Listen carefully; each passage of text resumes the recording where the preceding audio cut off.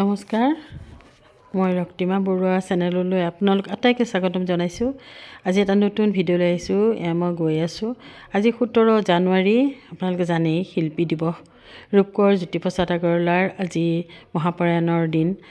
সেয়েহে আমাৰ ইয়াতে আজি এইবাৰ কেন্দ্ৰীয়ভাৱে তাৰমানে সাহিত্য সভাই কেন্দ্ৰীয়ভাৱে এই বাইহাটা চাৰিআলিতে এই অনুষ্ঠানটি আয়োজন কৰিছে। আমাৰ শতদল সাহিত্য সভা আৰু কামৰূপ জিলা সাহিত্য সভাৰ সহযোগত। গতিকে এই অনুষ্ঠানটি নিশ্চয় বৃহৎ হ'ব আৰু ইয়ালৈ বহু অতিথি আমন্ত্ৰণ জনাইছে। মাজত হৈছে এয়া ৰবীনক পালোঁ, গৈয়ে ধুনীয়াকৈ সজাই আছে সিহঁতে। এয়া ছয়বৰ ৰবীন সিহঁতে ধুনীয়াকৈ সজাই পৰাই তুলিছে। গোটেইবিলাক আমাৰ সদস্যই এয়া দেখিছে পতাকা তুলি লৈ আমি গৈ আছোঁ। আৰু ইয়াতে আহিব আজি বসন্ত কুমাৰ গোস্বামী, তেখেত সভাপতি, সাহিত্য সভাৰ সভাপতি সম্পাদক, আৰু লগতে আহিব ৰূপকোঁৱৰ জ্যোতিপ্ৰসাদ আগৰৱালাৰ জীয়ৰী, তিনি জীয়ৰী, এগৰাকী অসুস্থ বুলি তেখেতে আহিব নোৱাৰে, শিৱসাগৰত থাকে যিহেতু, দুগৰাকী আহিব। সেইটো আমাৰ বাবে অতি আনন্দৰ কথা। লগতে আহিব আমাৰ যিকেইজন উপাচাৰ্য আছে, বিভিন্ন ইউনিভাৰ্চিটিৰ উপাচাৰ্য, 4জনকৈ উপাচাৰ্য আমাৰ এই অঞ্চলৰে। এজন হিতেশ, মোৰ ভাতৃসম, আৰু এজন মোহন, তেওঁ মোৰ গাঁৱৰ একেবাৰে কাষৰে মোৰ ভাতৃসম, আৰু আছে 2জন, ৰমেশ ডেকা আৰু এজন আছে। গতিকে সেয়েহে অনুষ্ঠানটি ডাঙৰ হ'ব। এয়া সজাইছে জ্যোতিপ্ৰসাদ আগৰৱালাৰ ফটোখন, এয়া দেখিছে। প্ৰথমে আমি গৈ পালোঁগৈ, তাৰপিছতেই ভিতৰখনটো সজাইছে বাৰু ভাল, কিন্তু আমাৰ প্ৰেক্ষাগৃহটো অকণমান আঁসোৱাহ থাকি গ'ল আৰু অলপ মানে সুবিধা হ'লে ভাল আছিলে। পানীৰ সুবিধাটো তেনেকৈ নাই। তাৰোপৰি ভিতৰটোত অকণমান মানে শব্দ হয়। আৰু এই পতাকাস্থলী খুব ধুনীয়াকৈ সজাই পৰাই তুলিছে। সভাপতি আছে আমাৰ, এই মুকুলহঁত আছে, গোটেইবিলাকে লাগি ভাগি এইকাৰণে ভাল লাগে। আৰু সময়মতে আমাৰ কিন্তু অনুষ্ঠান, সাহিত্য সভাৰ অনুষ্ঠান বিশেষকৈ, আৰু লেখিকা সমাৰোহ সমিতি, দুয়োটা অনুষ্ঠানে আমাৰ খুব সময়মতে হয়। যিহেতু 9:30 দিছে, গতিকে তাৰ আগতেই সকলো উপস্থিত হৈছে আৰু 9:30 বজাত আমাৰ পতাকা উত্তোলন হ'ব। তাৰ চিৰচেনেহী মোৰ ভাষাজননী মুকলি অধিৱেশনত 11টা বজাত, ঠিক 11টা বজাত আমি সকলো প্ৰস্তুত কিন্তু হৈয়ে আছোঁ। চিৰচেনেহী মোৰ ভাষাজননী সংগীত গানন আৰু লেখিকা সমাৰোহৰ সদস্যসকলে ৰিহাৰ্চেল দি আছে। আহিলে গোটেইবিলাক আহি উপস্থিত হৈছেহি। আৰু এয়া 1-2জনকৈ মানুহ কাৰোবালৈ অকণমান অপেক্ষা কৰিছে, স্মৃতি তৰ্পক, তেওঁলোক গুৱাহাটীৰ পৰা আহিব। আৰু আমাৰ ৰূপকোঁৱৰ জ্যোতিপ্ৰসাদ আগৰৱালাৰ জীয়ৰী, তেওঁলোকো আহি আছে। গতিকে তেওঁলোকলৈ অকণমান ৰোৱাত আগে আমাৰ পতাকা উত্তোলন। আমি আটাই মিলি মোৰ আপোনাৰ গালোঁ। আৰু শতদল সাহিত্য সভা, যিটো বাইহাটা চাৰিআলি সাহিত্য সভাটো শতদল সাহিত্য সভা ৰূপে পৰিগণিত হৈছে। আৰু এই শতদল সাহিত্য সভাৰ সভাপতি কৃষ্ণকান্ত কলিতাই পতাকাখন উত্তোলন কৰিলে।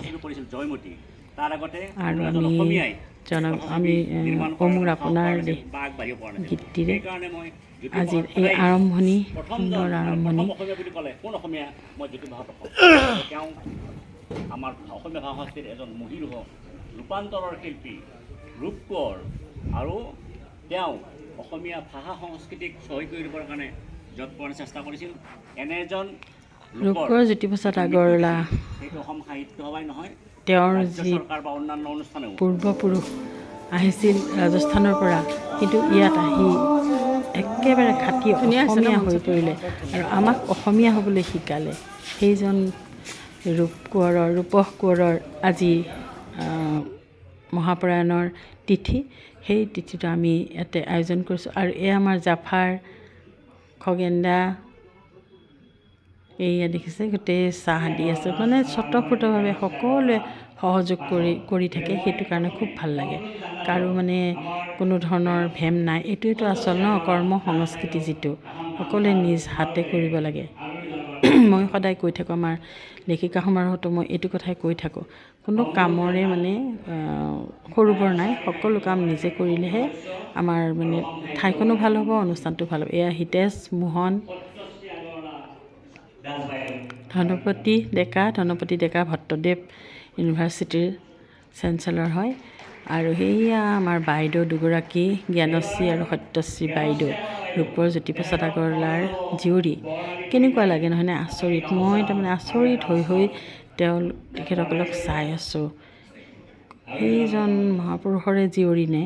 হতভম্ব হৈ পৰিছোঁ সঁচাকৈ। মানে আমি যে মানে লগ পাইছোঁ, আমি যে দেখিছোঁ, এইটো আমাৰ কাৰণে আচলতে কম ভাগ্যৰ কথা নহয় দেই, তেখেতসকলক দেখাটো। আমিতো সৰুৰ পৰা জ্যোতিপ্ৰসাদ আগৰৱালা পঢ়িছোঁ, গীতবিলাক গাইছোঁ, আৰু সেইবিলাক গীত আমাৰ অন্তৰত আজিও জ্যোতিপ্ৰসাদ বেলেগ এটা কোমল এক তেখেতৰ জীয়ৰীক দেখি আজি আমি সঁচাকৈ অভিভূত হৈ পৰিছোঁ। এয়া আমাৰ মোহন কলিতা, আমাৰ নিজৰ মানে আমাৰ ঈশ্বৰৰ কথাটো ক'ব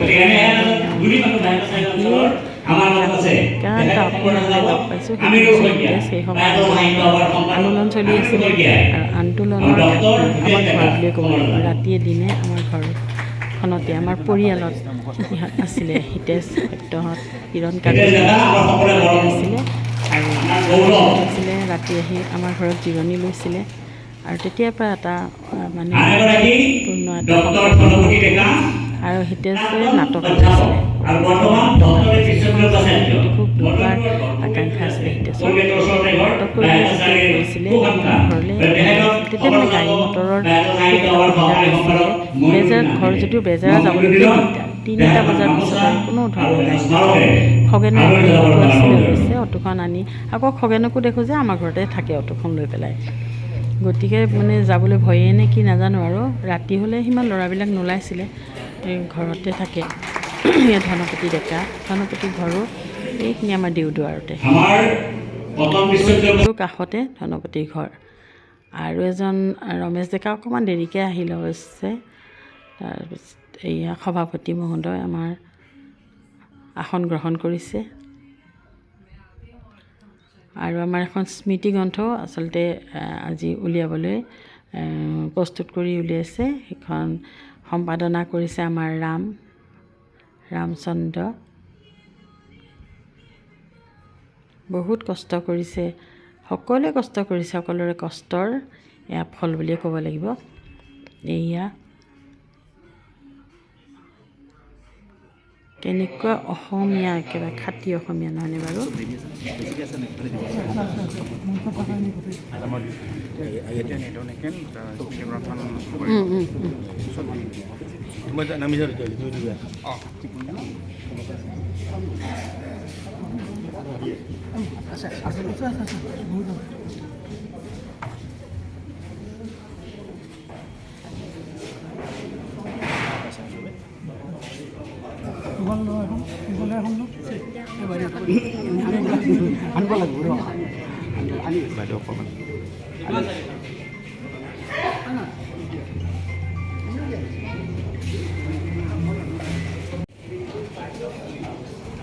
নমস্কাৰ। আজিৰ এই পবিত্ৰ অনুষ্ঠানৰ সভাপতি, অসম সাহিত্য সভাৰ সভাপতি শ্ৰদ্ধেয় গোস্বামী ছাৰ, অসম সাহিত্য সভাৰ প্ৰধান সম্পাদক মোৰ সতীৰ্থ বৰা ডাঙৰীয়া, জ্যোতি ককাইদেউৰ দুগৰাকী জীয়ৰী আজিৰ সভাত উপস্থিত আছে, সেইটো আমাৰ কাৰণে বৰ গৌৰৱৰ বিষয়।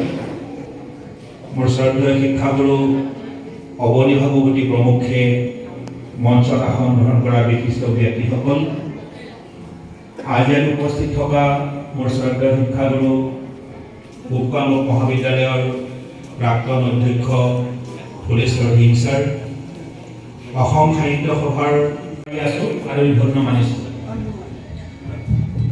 আজি এই কেন্দ্ৰীয় শিল্পী দিৱস উপলক্ষে জ্যোতিপ্ৰপাত নামৰ স্মৰণিকা উন্মোচন কৰা হ'ল। ইয়াৰ সভাপতিৰ দায়িত্বত আছিল মোৰ বন্ধুবৰ নজিম আহমেদ, সম্পাদক আছিল মোৰ ভাতৃসম ডাক্তৰ ৰামচন্দ্ৰ নাথ, সদস্য আছিলে ভৱেশ उपन्या श्री अगरवाला महोदया, ज्ञानश्री अगरवाला महोदया, डॉक्टर मोहन चंद्र कलिता उपाचार्य डॉक्टर हितेश डेका डांगरिया, নবীন গৱেষণামূলকভাৱে তেখেতে আমাক আগবঢ়াইছে। তেখেতৰ বক্তব্য আমি বহুত উপকৃত হৈছোঁ। আমাৰ সেই লাভ হৈছে, আজি অনুষ্ঠানত উপস্থিত থাকি আমাৰ লাভ হৈছে। আমাৰ সভাপতি গৱেষক ডক্টৰ বসন্ত কুমাৰ গোস্বামীৰ ভাষণ আমি সুন্দৰভাৱে শুনিলোঁ। আপোনালোকে জানে জ্যোতিপ্ৰসাদ আগৰৱালাদেৱৰ ৪৮ বছৰ জীয়াই থাকি প্ৰায় ২০ বছৰ যদি সকলো একগোট নহওঁ তেতিয়াহ'লে আমি কেতিয়াও আগবাঢ়ি যাব নোৱাৰিম। জ্যোতিপ্ৰসাদে চিন্তা কৰিছিল যে অসম এখন ইমান ঐতিহ্যপূৰ্ণ, ইমান শক্তিশালী, বাৰৰহণীয়া সংস্কৃতিৰ দেশ, বিভিন্ন জাতি জনগোষ্ঠী মিলি এখন সুন্দৰ সংস্কৃতিৰ এক বিৰল চানেকি দাঙি ধৰিছে। এইখন যদি আমি এইখিনিকে আমি আগবঢ়াই নিব নোৱাৰোঁ তেতিয়াহ'লে ইয়াতকৈ দুখৰ কথা একো নাই। এই বিষয়ত যুৱ প্ৰজন্ম অতি সজাগ হ'ব লাগিব। তেওঁলোকে সকলোকে মিলি ভেদাভেদ পাহৰি সকলোকে আগবঢ়াই নি দেশখনক এটা উজ্জ্বল ভৱিষ্যতলৈ লৈ যাব লাগিব। তেওঁ আশা কৰিছিল অসমৰ ভাষা সংস্কৃতিয়ে পৃথিৱীত স্থান পাওক, কাৰণ তেওঁ এই বিশ্বাস কৰিছিল যে তেওঁ মানে ভাতটো অহা নাছিল। তাৰপিছত তেওঁ নিজৰ ৰুমলৈ গ'ল, উলিয়াই গোটেই ৰাতি টোপনি। তেওঁ শোণিতপুৰ নাটকৰ পাতনিত এই কথাখিনি লিখিছে। মই মানে আজি তাৰ পৰাই আপোনালোকক কৈছোঁ যে সেই ৰাতি তেওঁ টোপনি নাহিল। পিছদিনা ৰাতি তেওঁ গোটেই মানে তেওঁ নাটকৰ গানবোৰত সুৰবোৰ দি তেওঁ মিলাই চাইছে। ৰাতিপুৱা সোনকালে চাহ খাই তেওঁ দৌৰাদৌৰিকৈ গ'ল বান ষ্টেজলৈ। দেখিলে তেতিয়া তাত মানে অলৰেডি অভিনেতাসকল আহি আখৰা কৰি আছে। তেওঁৰ খুব ভাল লাগিলে। তেওঁতো হাৰমনিয়ামটো লৈ বহি সেই সুৰবোৰ বজাবলৈ ধৰিলে। তেতিয়া তাত জ্ঞানশ্ৰী বাইদেউ আৰু সত্যশ্ৰী বাইদেউ যে ইমান ধুনীয়াকৈ ৰূপকোঁৱৰ জ্যোতিপ্ৰসাদ আগৰৱালাদেৱৰ কথাখিনি ক'লে, আচলতে শুনি একেবাৰে মানে মন মুহি গ'ল। লগতে মানে একেবাৰে যেন মানে গাৰ নোম মানে শিয়ৰি উঠিলে। কি আচৰিত লাগে নহয়নে বাৰু? মই শোণিতপুৰ নাটকখন কিন্তু আকৌ পঢ়িম দেই, মোৰ এই ইচ্ছা জাগিলে কথাখিনি শুনি। আৰু এয়া আমাৰ সকলোৱে মানে উথপ থপকৈ মানে ফটো তুলিবলৈ বিচাৰিলে আৰু ময়ো গ'লোঁ লগতে। এনেকৈ জানো আৰু কেতিয়াবা লগ পাম বাৰু, সেইটোতো আচল কথা। মানুহে ফটো তুলিবলৈ গ'লেই মানে কয় আৰু এই ফটো তুলিবলৈ আহিছে, মানে এটা মানে অৱজ্ঞাসূচক কিবা এটা কৰে। কিন্তু মই ফটো তুলিলে ভাল পাওঁ কিয়, সেই স্মৃতিটো কিন্তু চিৰযুগমীয়া আমাৰ